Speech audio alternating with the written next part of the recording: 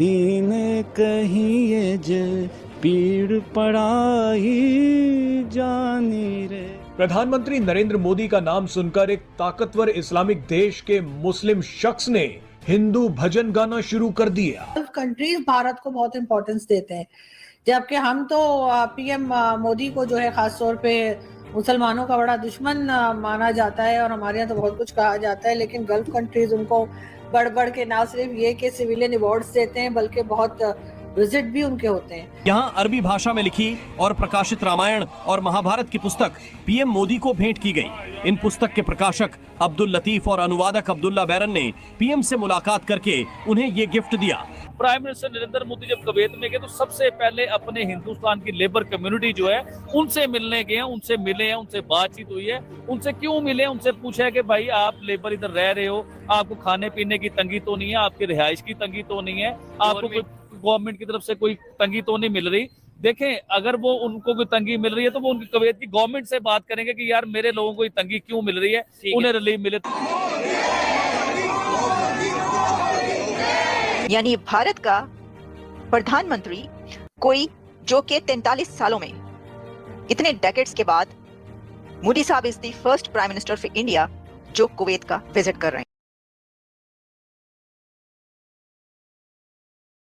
बिल्कुल सही आपने बताया कि प्राइम मिनिस्टर नरेंद्र मोदी इस टाइम कुवैत में मौजूद हैं। अच्छा। और डिफेंस की जो डील्स हो रही हैं इसके ऊपर हो रही है बात सारी। ठीक है। लेकिन मैं थोड़ा सा डिटेल से आपको बताना चाहूंगा ये क्या मामला है और prime minister Narendra Modi Kuwait में लेने क्या गए और क्यों चले गए वो कुवैत के बीच में। सबसे पहले तो मैं आपको शुरू इधर से करना चाहूंगा चोहे साहब कि प्राइम मिनिस्टर नरेंद्र मोदी ने अपने इंडिया की हिस्ट्री के रिकॉर्ड पे रिकॉर्ड तोड़ रहे हैं। ठीक है। वो दुनिया की ऐसी ऐसी कंट्री में गए कि जहाँ हिंदुस्तान का प्राइम मिनिस्टर को कभी 30 साल हो गए हुए, कभी 40 साल हो गए, कभी 50 साल हो गए और कभी हिंदुस्तान का प्राइम मिनिस्टर उस कंट्री में पहुंच सका ही नहीं जहाँ पे प्राइम मिनिस्टर नरेंद्र मोदी पहुंचे हैं। अभी कुवैत में वो पहुंचे। देखिए, प्राइम मिनिस्टर नरेंद्र मोदी दुनिया के किसी भी कंट्री में जाते हैं ना तो हिंदुस्तान की कम्युनिटी की तरफ से एक बहुत बड़ा उन्हें प्रोटोकॉल मिलता है, बहुत बड़ा उन्हें इस्तकबाल मिलता है, बहुत लोग उन्हें देखने आते हैं, उन्हें वेलकम करते हैं, उन्हें मिलते हैं लोग। लेकिन अभी आप देखें कि प्राइम मिनिस्टर नरेंद्र मोदी, और क्यों ना करें वो वेलकम यार, प्राइम मिनिस्टर नरेंद्र मोदी जब कुवैत में गए तो सबसे पहले अपने हिंदुस्तान की लेबर कम्युनिटी जो है उनसे मिलने गए हैं, उनसे मिले हैं, उनसे बातचीत हुई है। उनसे क्यों मिले, उनसे पूछा है कि भाई आप लेबर इधर रह रहे हो, आपको खाने पीने की तंगी तो नहीं है, आपकी रिहाइश की तंगी तो नहीं है, आपको कोई गवर्नमेंट की तरफ से कोई तंगी तो नहीं मिल रही। देखें, अगर वो उनको कोई तंगी मिल रही है तो वो उनकी कुवैत की गवर्नमेंट से बात करेंगे कि यार मेरे लोगों को ये तंगी क्यों मिल रही है, उन्हें रिलीफ मिले तो वो लोग उन्हें प्रोटोकॉल क्यों ना दें, उन्हें मिले क्यों ना, उनका वेलकम क्यों ना करें। और सबसे बड़ी बात जो बताना चाहूंगा, दुनिया सारी ये सोच रही है कि प्राइम मिनिस्टर नरेंद्र मोदी उधर असले की या उधर डिफेंस के लिए जो है ना उधर डील करने गए हैं। हो रहा होगा, ऐसा भी होगा कि वो डिफेंस के सिलसिले में उधर गए होंगे कुवैत में, लेकिन मुझे जो लगता है, जो मेरा माइंड काम करता है, मैं अपने ज़हन से आपको बताना चाहूंगा। आपको याद होगा कि हिंदुस्तान रशिया से बहुत बड़े लेवल पे पेट्रोल लेता है, ऑयल लेता है, बहुत बड़े लेवल पे लेता है। और उसका अभी उधर जंग चल रही थी रशिया के बीच में, तो उसने हिंदुस्तान को क्या, पूरी दुनिया को डिस्काउंट रेटों पे पेट्रोल देना शुरू किया। देखिए, जिसमें जुर्रत थी, जिसमें पावर थी, उन्होंने तो पेट्रोल लेके दिखाया। जिसमें जुर्रत और पावर नहीं थी वो पेट्रोल नहीं ले सके, जो अमेरिका के गुलाम है या दुनिया की और बड़ी कंट्रियों के गुलाम है, वो पेट्रोल नहीं ले सके। लेकिन हिंदुस्तान डिस्काउंट रेट पे अपनी आवाम को फायदा देते रहे, उनसे पेट्रोल लेते रहे। फिर उनके भी, रशिया के भी कुछ हालात बेहतर होने शुरू हुए, उन्होंने पेट्रोल के रेट थोड़े से बढ़ाए। देखें चोहे साहब, दुनिया की किसी भी कंट्री में आप चले जाएं, जहाँ पे पेट्रोल का रेट बढ़ता है ना, वहाँ पे पूरे मुल्क में महंगाई आ जाती है।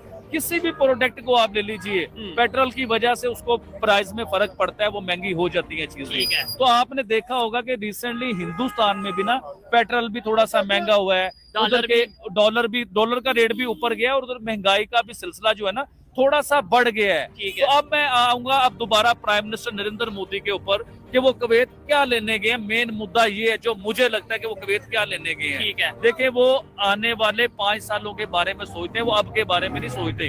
वो ये देखते हैं कि आने वाले 5 सालों में मैंने अपने मुल्क को क्या फायदा देना है। अगर रशिया पेट्रोल महंगा कर रहा है तो वो पेट्रोल जो है ना कुवैत से बड़े मुनासिब रेटों पे बहुत बड़ी डीलें करेंगे, जो आने वाले 5 सालों में अपने मुल्क को फायदा होगा। नहीं तो इसका मतलब क्या है कि रशिया तो उनका दोस्त है, तो रशिया से ऑयल नहीं लेंगे। इसका मतलब ये नहीं है कि रशिया से ऑयल लेना बंद कर देंगे, लेकिन वो कुवैत से बहुत बड़े लेवल पे पेट्रोल लेंगे। करेंगे पीएम मोदी की। जी हाँ, जैसे कि आप लोग जानते हैं कि वो कुवैत के विजिट पर थे और वहां पर जी उन्होंने जो है इनॉग्रेशन में भी हिस्सा लिया, जिसमें कि महाभारत और रामायण जो है इन दोनों बुक्स को या इन दोनों किताबों को जो है वो ट्रांसलेट किया गया और अरेबिक में लिखा गया है। जी हाँ, अरेबिक में। और लोग जो पाकिस्तान में लोग हैं, मेरे ख्याल है उनको अपने टिश्यू पेपर बॉक्सेस साथ रख लेने चाहिए, क्योंकि ये चीज़ तो यकीनन हमारे यहाँ लोग बहुत इजीली नहीं लेंगे और बहुत हैरान भी हो रहे होंगे और शायद बेहोश भी हो गए हों कि ऐसा कैसे कि गल्फ कंट्री जो कि इस्लामिक कंट्री है, उन्होंने जो है महाभारत और रामायण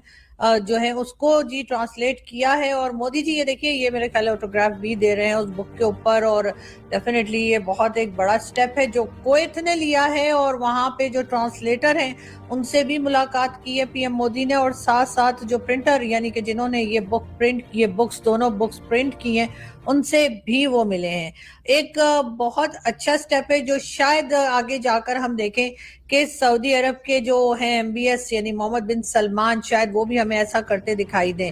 ये बात तो मैंने बहुत बार कही है कि कई चीज़ों में जो है वो पाकिस्तान को भी ऐसा करना चाहिए कि जो यहाँ पर लोग रहते हैं यानी कि जो मुस्लिम्स हैं उनको भी बाकी रिलीजन की बुक्स को भी ज़रूर पढ़ना चाहिए, चाहे वो महाभारत हो, चाहे वो गीता हो, या फिर चाहे बाइबल हो। और इसी तरह की जो दूसरे रिलीजन की बुक्स हैं हमें वो जरूर पढ़नी चाहिए और हमें देखना चाहिए कि उसमें क्या लिखा हुआ है। और डेफिनेटली उनमें अच्छी ही बातें लिखी होंगी, इसलिए कि कोई भी रिलीजन की बुक जो है वो ये नहीं हो सकता कि कुछ गलत सिखा रही हो। तो डेफिनेटली हमें जो है ये तमाम रिलीजन की बुक्स जो हैं, अब आप अगर मैं ये पीछे आप देखें मेरे बैकग्राउंड में तो आपको ऊपर जो है वो गीता भी रखी दिखाई देगी, कुरान भी और साथ ही बाइबल भी। और ये बुक्स जैसे मैंने पहले भी बताया कि ये बुक्स मैंने नहीं खरीदी हैं, बल्कि ये मेरे पेरेंट्स के ज़माने से रखी हुई हैं और वो लोग पढ़ा करते थे और मैंने भी पढ़ी हैं। ये तीनों ही बुक्स मैं पढ़ चुकी हूँ। और जिन लोगों को लगता है कि शायद पाकिस्तानियों को पढ़ने वढ़ने का शौक नहीं, तो मैं ये ज़रूर कहूँगी कि बहुत ज़्यादा शायद बुक्स ना पढ़ते हो। हमारे पास आपको वो नहीं दिखेगा कि पीछे बुक्स ही बुक्स से ऊपर से नीचे तक बुक्स बुक्स बुक्स और उसके बाद पता लगे कि हमने कुछ नहीं पढ़ा। हमारे पास आपको उतनी ही बुक्स दिखाई देंगी जितनी हमने पढ़ी है। तो हेलो फ्रेंड्स, जैसे कि आपने वीडियो में देख लिया, कुवैत में मोदी जी को भव्य स्वागत कर दिया गया है। उसके साथ रामायण भी उसको गिफ्ट कर दिया गया है, जो कि उनके अक्षरों में लिखा हुआ है। एक मुस्लिम देश होकर भी एक हिंदू देश को इतना प्यार कैसे दे रहा है, ये देखकर पाकिस्तानियों का बोलती बंद हो गया है।